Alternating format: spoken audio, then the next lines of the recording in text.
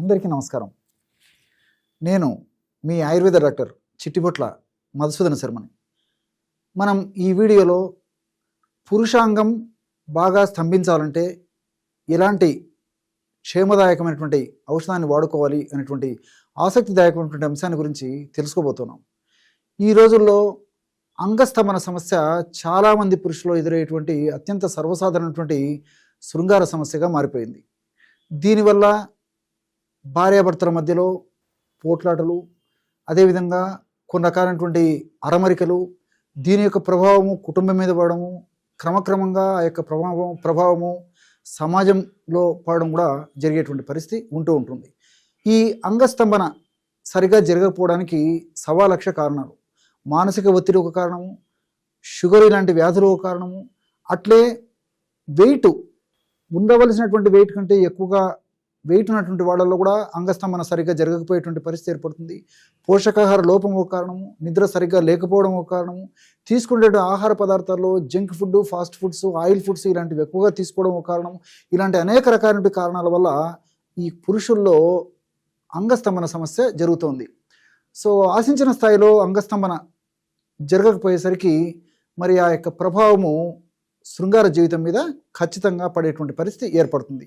అంగస్తంభన వైఫల్యం, దీన్నే స్థూలంగా ఆధునిక వైద్య పరిభాషలో ఎరెక్టైల్ డిస్ఫంక్షన్ అనేటువంటి పేరుతో పిలుస్తూ ఉంటారు. ఇలాంటి సమస్యలు వచ్చినప్పుడు మరి చాలామంది భాగస్వామితో చెప్పుకోలేకపోయేటువంటి పరిస్థితి ఏర్పడుతుంది, స్నేహితులతో చెప్పుకోలేకపోయేటువంటి పరిస్థితి ఏర్పడుతుంది, అదేవిధంగా మరి ఇతరులతో కూడా చెప్పుకునేటువంటి పరిస్థితి ఏర్పడి చిట్ట చివరకు డాక్టర్లతో కూడా మరి ఇలాంటి విషయాలు చర్చించాలంటే మానసికంగా ఇబ్బంది పడి ఆ సమస్య ఇంకా జటిలం చేసుకునేటువంటి పరిస్థితి కూడా చాలా మందిలో కలుగుతుంది. ఈ అంగస్తంభన సరిగ్గా కలగకపోవడానికి కారణం ఏంటంటే మెదడులో పురుషులకు సంబంధించినటువంటి అంగస్తంభానికి సంబంధించినటువంటి శృంగారానికి సంబంధించినటువంటి కోరికలు సరిగ్గా ఉత్పత్తి కాకపోవడం. ఒకవేళ కోరికలు బాగా జరిగినా కొంతమందిలో కొన్ని రకాల కారణాల రీత్యా పురుషాంగానికి రక్త సరఫరా సరిగ్గా జరగకపోవడం.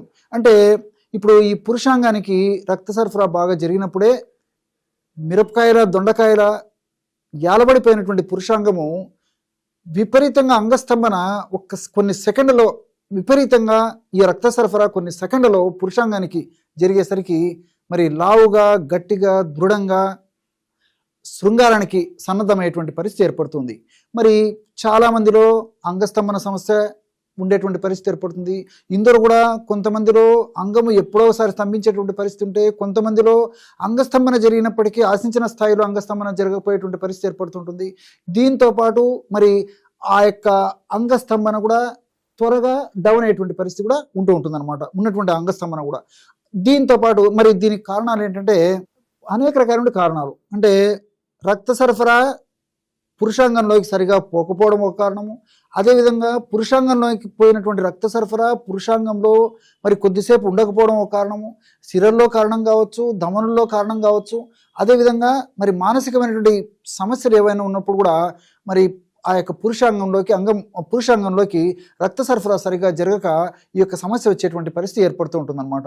మరి అనేక రకాలైన కారణాల వల్ల ఈ యొక్క పురుషాంగం సరిగ్గా స్తంభించకపోవడము, ఆశించిన స్థాయిలో స్తంభించకపోవడం జరుగుతూ ఉంటుందన్నమాట. దీన్నే ఎరెక్టైల్ డిస్ఫంక్షన్ అంటారు. ఎరెక్షన్ అంటే స్తంభన, డిస్ఫంక్షన్ అంటే సరిగా స్తంభించకపోవడము, అనుకున్నట్లు పద్ధతి ప్రకారము స్తంభించకపోవడం, టోటల్గా ఎరెక్టైల్ డిస్ఫంక్షన్ అనేటువంటి పేరుతో పిలుస్తూ ఉంటారు. మరి ఈ అంగస్తంభన బాగా జరగాలంటే ఎలాంటి క్షేమదాయకమైనటువంటి ఔషధాన్ని వాడుకోవాలంటే మరి ఎందరో ఎదుర్కొనేటువంటి అత్యంత సర్వసాధారణటువంటి సమస్య కాబట్టి మరి ఎక్కువ మందికి ఉపయోగపడుతుంది. అందరూ కూడా ఈ యొక్క ఔషధాన్ని నోట్ చేసుకొని ఆ యొక్క సమస్య ఉన్నటువంటి వాళ్ళు వాడుకున్నట్లయితే చాలా చక్కటి ప్రయోజనం చేకూరుతుంది. దీనికి కావాల్సిన పదార్థాలు బాగా నిదానంగా రాసుకోండి. అశ్వగంధ చూర్ణము 50 గ్రాములు తీసుకోండి. అదేవిధంగా దాల్చిన చెక్క చూర్ణము 5 గ్రాములు తీసుకోండి. లవంగాలను వేయించి చేసినటువంటి చూర్ణము 5 గ్రాములు తీసుకోండి. పచ్చ కర్పూరం బాగా నిదానంగా గమనించి నోట్ చేసుకొని రాసుకోండి. పచ్చ కర్పూరంలో రకరకాల కర్పూరాలు ఉంటాయన్నమాట. ఔషధంగా కడుపులోకి వాడేటువంటి ఔషధంగా ప్రధానంగా ఈ యొక్క పచ్చ కర్పూరాన్ని వాడుకోవాలి. పైపూత మందులకైతే ఏ కర్పూరమైనా సరిపోతుంది, కానీ కడుపులోకి మాత్రం పచ్చ కర్పూరాన్ని వాడుకోవాలి. ఇది స్వచ్ఛమైనటువంటి కర్పూరం. ఈ పచ్చ కర్పూరం 1 గ్రామ్ తీసుకోండి. కాబట్టి ఈ 4 పదార్థాలు అశ్వగంధ చూర్ణము, దాల్చిన చెక్క చూర్ణము, లవంగాల చూర్ణము, పచ్చకర్పూరం, ఒక్కటే 1 గ్రామ్ పచ్చకర్పూరం. ఈ 4 పదార్థాలు బాగా కలిపేసి ఒక గాజు సీసాలో నిల్వ ఉంచుకొని రోజు రాత్రి పడుకునేటప్పుడు ఈ యొక్క ఔషధాన్ని సేవించాలి. ఎలాగంటే ఒక మధ్య సైజు ఉన్నటువంటి లేకపోతే పెద్దగా ఉన్నటువంటి ఒక తమలపాకును తీసుకొని 2 వైపులా ఉన్నటువంటి ఆ యొక్క కొనలను కత్తిరించి వేసేసి ఆ తమలపాకును శుభ్రం చేసి ఆ తమలపాకులో మనం తయారు చేసి పెట్టుకున్నటువంటి చూర్ణం ఏదైతే ఉందో కేవలము 1 గ్రామ్, 1 గ్రాము చూర్ణం అంటే ఇంచుమించు మనం ఇలా 2 వేళ్లతో పట్టుకుంటే ఇంచుమించు ఒక 4 చిటికెలు లేదా 5 చిటికెల పొడి వస్తుంది అనమాట. అంతకంటే అవసరం ఉండదు. సో 4 నుంచి 5 చిటికెల యొక్క పొడిని తమలపాకులో పెట్టేసేసి కిల్లిలాగా చుట్టేసేసి నోట్లో వేసేసుకొని నమిలి మింగుతుండాలన్నమాట. ఈ విధంగా క్రమం తప్పకుండా రోజు ఒక్కసారి ఈ యొక్క ఔషధాన్ని ఈ పద్ధతిలో వాడుకోవడం వల్ల మెదడులో పురుషులకు సంబంధించినటువంటి హార్మోన్స్కు సంబంధించినటువంటి కోరికలకు సంబంధించినటువంటి వివిధ రకాలైనటువంటి మార్పులు జరిగేసేసి చక్కటి హార్మోన్స్ ఉత్పత్తి బాగా జరుగుతుంది. ముఖ్యంగా టెస్టోస్టెరాన్ ఇలాంటి హార్మోన్స్ పురుషులకు చాలా అవసరం కాబట్టి ఆ పురుషులకు సంబంధించినటువంటి హార్మోన్స్ కూడా ఈ యొక్క ఔషధ ప్రభావం చేత వృషణాల నుంచి చాలా చక్కగా ఉత్పత్తి జరుగుతుంది. అదేవిధంగా మెదడులో కూడా డోపమిన్ను, అదేవిధంగా సెరటోనిన్ను, గాబా ఇలాంటి అనేక రకాలైన హార్మోన్స్ బాగా ఉత్పత్తి జరిగి శృంగారం తర్వాత కూడా చాలా చక్కటి ఆసక్తి ఉండేదానికి అవకాశం ఉంటుంటుంది. అదేవిధంగా మరి నీరసము, నిస్త్రణ, బలహీనత లేకుండా ఉండేదానికి కూడా ఈ ఔషధాలు చాలా చక్కగా ఉపయోగపడతాయి. అంతేకాకుండా శృంగారానంతరం తర్వాత కూడా మళ్ళా త్వరలోనే ఆసక్తి కూడా కలిగి మళ్ళా శృంగారానికి సన్నద్ధమైనటువంటి పరిస్థితి కూడా కలిగేటువంటి పరిస్థితి కూడా ఉంటుంది. కాబట్టి మల్టిపుల్ బెనిఫిట్స్ ఈ యొక్క ఔషధం వల్ల ఉంటాయి. కాబట్టి మరి దీర్ఘకాలం పాటు వాడినప్పటికీ అన్నీ మనకు సైడ్ బెనిఫిట్స్ ఉంటాయి, ఎలాంటి సైడ్ ఎఫెక్ట్స్ ఉండవు.